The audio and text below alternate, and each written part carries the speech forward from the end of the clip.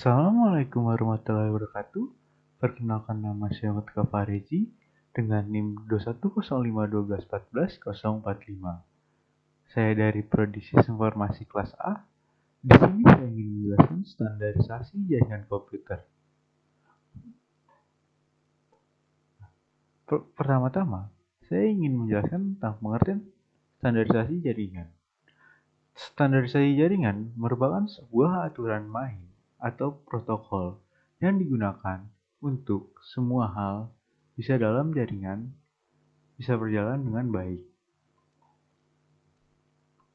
Nah, biasanya ada dua yang biasa kita kenal, yaitu OSI model dan TCP/IP model. Nah, kita bahas satu-satu dari OSI model.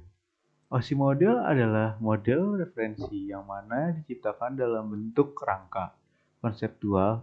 Tujuan tersebut adalah supaya metode OSI menjadi rujukan bagi setiap vendor ataupun developer sehingga software dan produk yang mereka buat mempunyai sifat interpolated.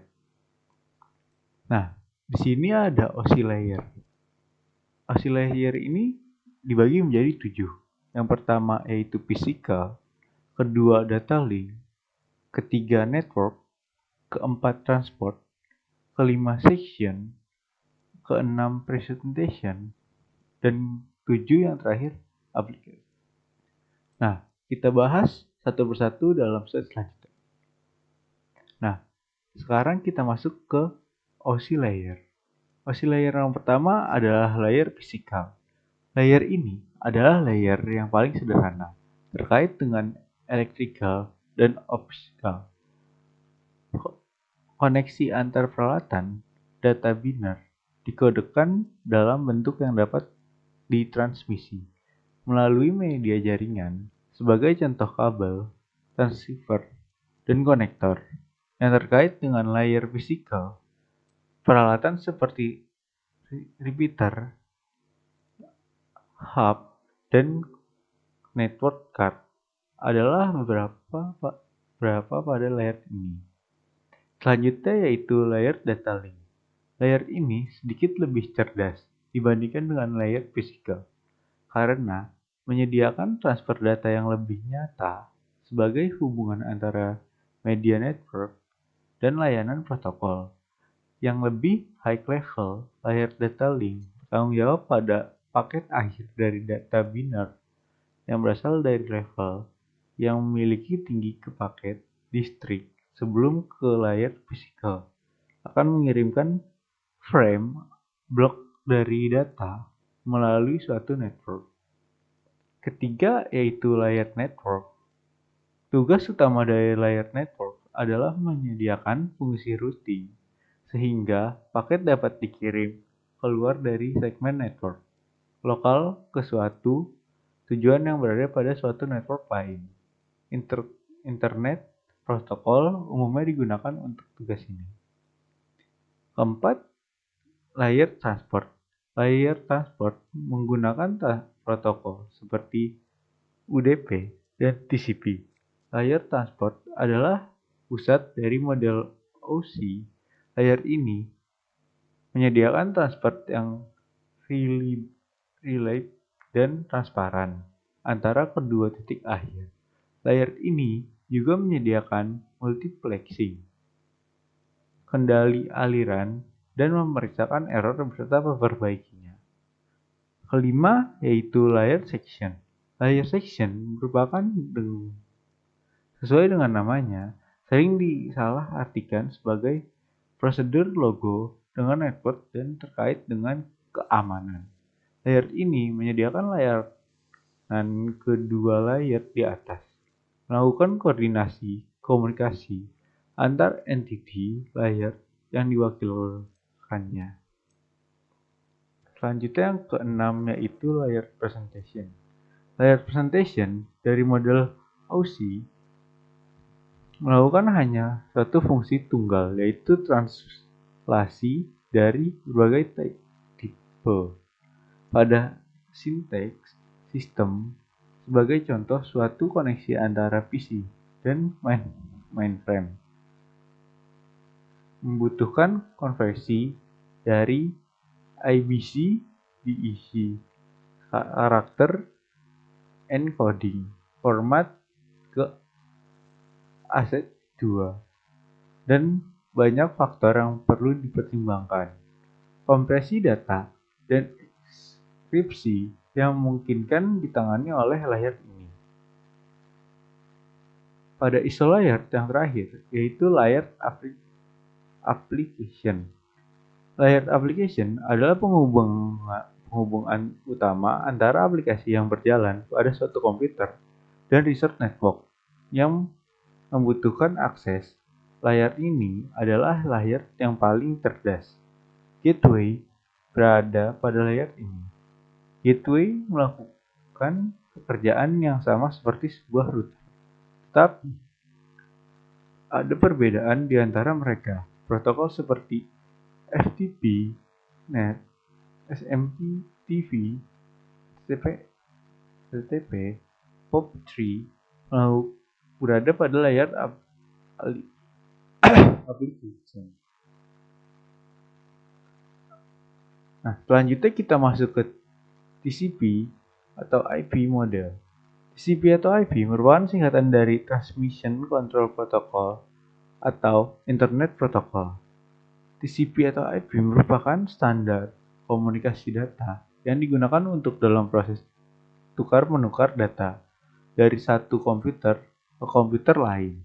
Pada jaringan internet, karena merupakan kumpulan protokol switch, maka protokol ini tidaklah mampu berdiri sendiri.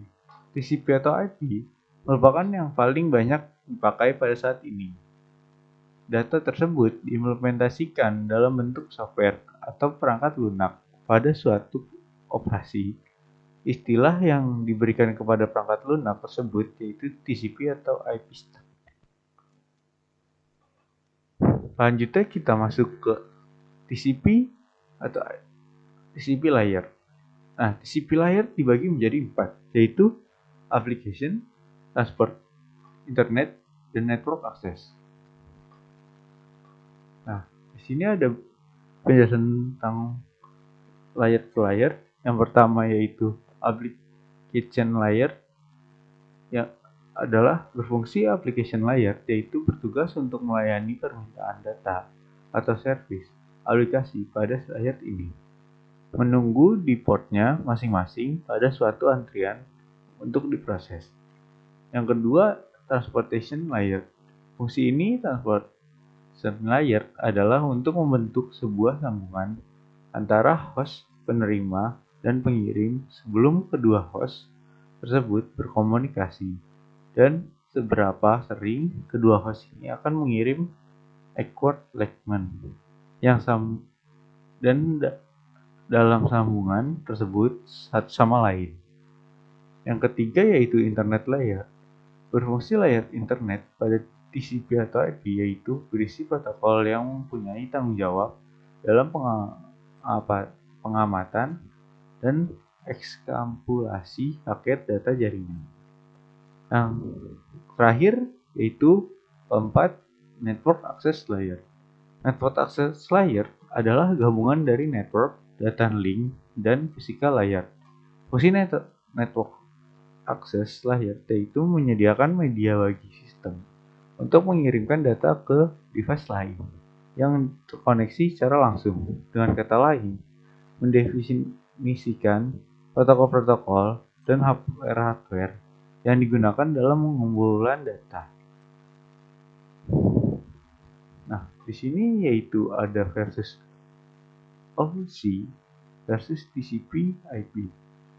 Nah, pada OC sendiri terdapat 7 layer yang dibandingkan TCP hanya memiliki 4 layer. Nah, di sini TCP/IP layer merupakan protokol signifikan, sedangkan OC layer adalah protokol independen. Layer atas pada OC layer yaitu application presentation.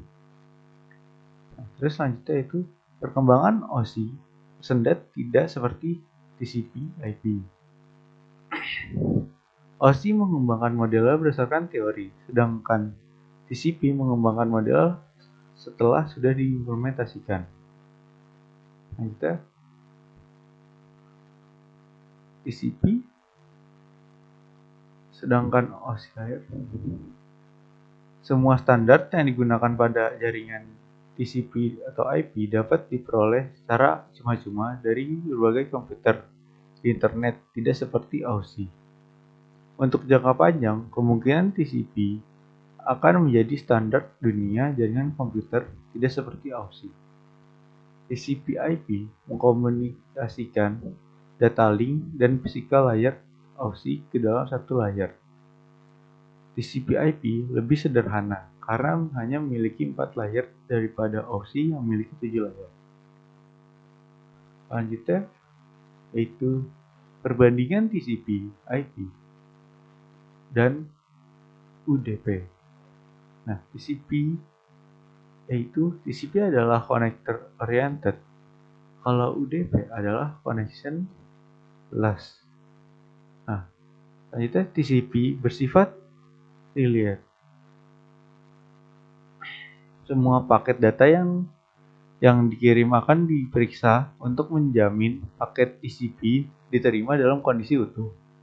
Bersifat unreadable, tidak ada pengecekan apakah semua paket sudah sampai tujuan dengan utuh atau tidak, sehingga tidak ada paket yang hilang akan diabaikan dan diterima apa adanya.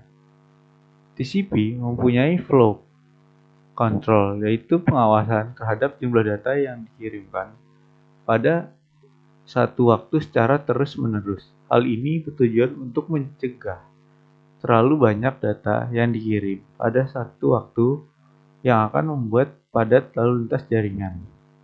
UDP tidak memiliki flow control. TCP membutuhkan banyak resource CPU dan memori, apalagi jika besar data yang jumlah trafik padat. Bukan berarti UDP tidak membutuhkan resource, hanya saja resource yang dibutuhkan UDP jauh lebih kecil daripada TCP. TCP tidak memungkinkan broadcast karena TCP adalah koneksi host to host dan memerlukan handshake. UDP tidak untuk broadcast karena dia tidak perlu melakukan handshake selayaknya TCP. Broadcast yaitu mengirimkan data ke banyak tujuan sekaligus dalam waktu yang sama. Segitu saja yang bisa saya sampaikan. Kurang lebih mohon maaf. Terima kasih.